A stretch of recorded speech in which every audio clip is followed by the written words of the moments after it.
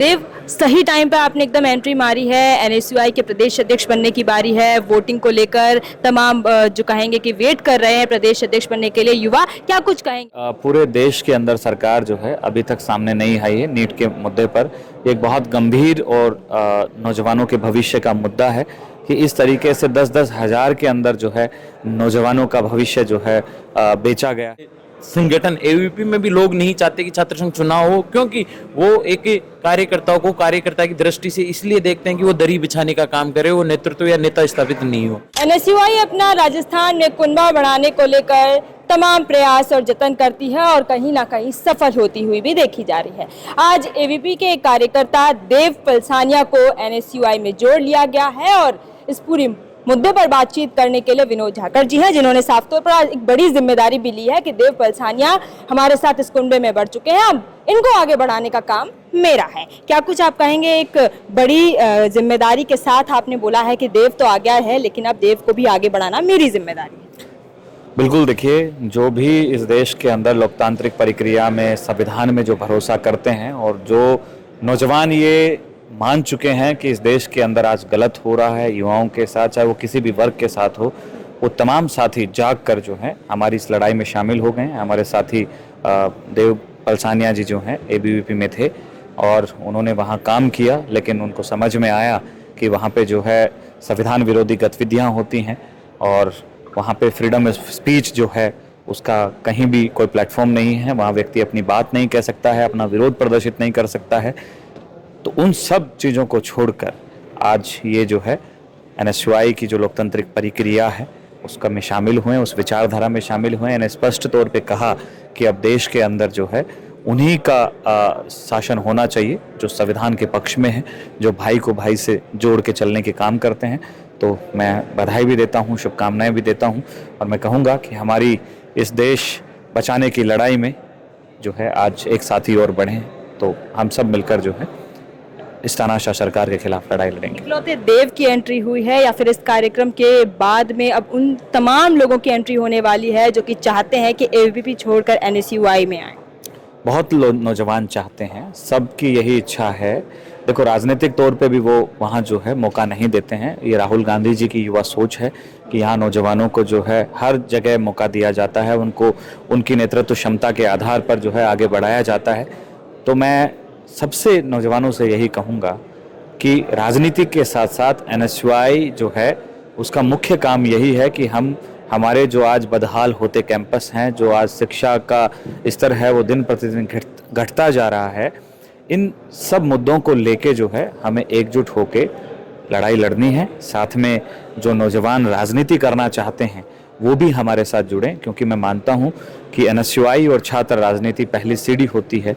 कांग्रेस की राजनीति करने के लिए एनएसयूआई पहली सीढ़ी है और देश में राजनीति करने के लिए छात्र संघ पहली सीढ़ी होती है। तो हम सवाल है मेरा कि अब एनएसयूआई के प्रदेश अध्यक्ष के लिए चुनाव होने हैं, तो क्या कुछ प्रक्रिया रहेगी? क्योंकि तमाम चेहरे इसी रेस में हैं और अभी तक ऐसा हो रहा था कि मनोन्नत किया जाएगा, लेकिन अब क्लियर हो चुका है स्टैंड कि एनएसयूआई का प्रदेश अध्यक्ष बनना है तो चुनाव लड़ना। बिल्कुल, हमने हाईकमान के साथ मिलके जो है पूरा सोच विचार करके और ये फैसला लिया है कि पूरे देश के अंदर जो है एनएसयूआई के संगठनात्मक जो चुनाव है वो होंगे और इसका एक ही लक्ष्य है कि जो आम मजदूर परिवार के लोग हैं जो चाहते हैं कि राजनीति करें लेकिन उनका पारिवारिक पृष्ठभूमि राजनीतिक नहीं है, वो गैर राजनीतिक परिवारों से आते हैं, तो ऐसे लोग भी चुनाव लड़ के अपना नेतृत्व साबित करें और आगे आएं। तो मैं ये कहूँगा कि यही सोच जो है श्री राहुल गांधी जी की हमेशा रहेगी। प्रोसेस रहेगी चुनाव की? किसी ऐप से होंगे, मेंबरशिप बनानी पड़ेगी, क्या कुछ रहेगा? अभी हम लोग चला रहे हैं प्रक्रिया, हम लोग बनाएंगे तो हम ऑफिशियली अनाउंस कर देंगे, जल्दी वो प्रक्रिया हम लोग अनाउंस करने वाले हैं। लेकिन जैसे यूथ कांग्रेस का चुनाव हो रहा है वहाँ पर भी मेंबरशिप बनाई जा रही है, ऐप को हैक करने के भी तमाम जो बातें हैं वो चल रही हैं और ये भी कहा जा रहा है कि मेंबरशिप भी फिक्स। क्या ऐसा कुछ होने वाला है एनएसयूआई में? अगर ऐप या मेंबरशिप से बनाएंगे तो इस तरीके की फर्जीवाड़े भी सामने आएंगे? देखिए, ऐसा तो मुझे लगता नहीं है, लेकिन फिर भी अगर ऐसा कोई करता है या होता है उस पर कड़े एक्शन होते हैं। पार्टी के अपने कुछ रूल्स होते हैं, संगठन के अपने कुछ रूल्स होते हैं और जो प्रक्रिया होती है हमारी चुनाव के अंदर भी जो है इलेक्शन कमिश्नर नियुक्त किए जाते हैं, वो निष्पक्ष चुनाव कराते हैं। किसी व्यक्ति के साथ कोई भी नेता या संगठन के लोग बायस्ड नहीं होते हैं। अगर ऐसा कुछ होता है तो उसके अंदर हमारी एक अलग से कमेटी होती है, वो अनुशासन हीनता अगर कुछ करता है या इस तरीके तो उस पर एक्शन लिया जाता है। हालिया मुद्दे की बात करें तो नीट का पेपर लीक होने की बातचीत चल रही है, क्या कुछ आप कहेंगे और क्या कुछ आप राजस्थान में करें, क्योंकि सरकार ने अभी इस पर कोई भी जवाबदेही नहीं दी है, किसी भी तरह का कोई भी रीज़न सामने नहीं आया। देखिए, पूरे देश के अंदर सरकार जो है अभी तक सामने नहीं आई है नीट के मुद्दे पर। एक बहुत गंभीर और नौजवानों के भविष्य का मुद्दा है कि इस तरीके से 10-10 हज़ार के अंदर जो है नौजवानों का भविष्य जो है बेचा गया है। मैं मानता हूं कि ये जो एग्ज़ाम होता है ये इतना आसान नहीं है, इसकी तैयारी बहुत लोग करते हैं और बहुत मेहनत और न जाने क्या क्या परिस्थितियों में करते हैं, और ऐसे में कुछ पेपर माफिया आते हैं जो सरकार की शय पर जो है पेपर लीक कराकर जो है अपने घर भर देते हैं, लेकिन बाकी लोगों के जीवन को खराब कर देते हैं। इनके खिलाफ कड़ा एक्शन होना चाहिए और सरकार जो है एग्ज़ाम कराने में पूर्णतः विफल है, और एनटीए जो है जो नीट का पेपर कराता है वो भी एग्ज़ाम कराने में पूर्णतः विफल है। हम मांग करते हैं सरकार से कि इसकी निष्पक्ष जांच होनी चाहिए, जो भी इसमें दोषी है वो उनके ऊपर कड़ी कार्रवाई हो, और साथ में सरकार जो है जवाबदेही के रूप में आके अपना रुख स्पष्ट करे कि ये पेपर लीक हुआ है, क्योंकि अभी तक सरकार ने आके जो है इस पे अपना रुख स्पष्ट नहीं किया है। कोई प्रोटेस्ट रहेगा एनएसयूआई? बिल्कुल बिल्कुल प्रोटेस्ट हम लोग प्लान कर रहे हैं, प्रोटेस्ट तो करेंगे क्योंकि नौजवानों के हक की बात है। देव, सही टाइम पे आपने एकदम एंट्री मारी है, एनएसयूआई के प्रदेश अध्यक्ष बनने की बारी है, वोटिंग को लेकर तमाम जो कहेंगे कि वेट कर रहे हैं प्रदेश अध्यक्ष बनने के लिए युवा, क्या कुछ कहेंगे आप? देखिए, ऐसा मेरा कोई विचार नहीं है। बस बात ये थी कि जहाँ हम कार्य कर रहे थे वहाँ जो चीज़ें मिलनी चाहिए थी वो नहीं मिल पा रही थी। मेरा उद्देश्य कोई चुनाव लड़ना या ऐसी कोई प्रक्रिया में शामिल होने का नहीं है। मेरा पहला मुद्दा रहेगा छात्र संघ चुनाव बहाली को लेकर।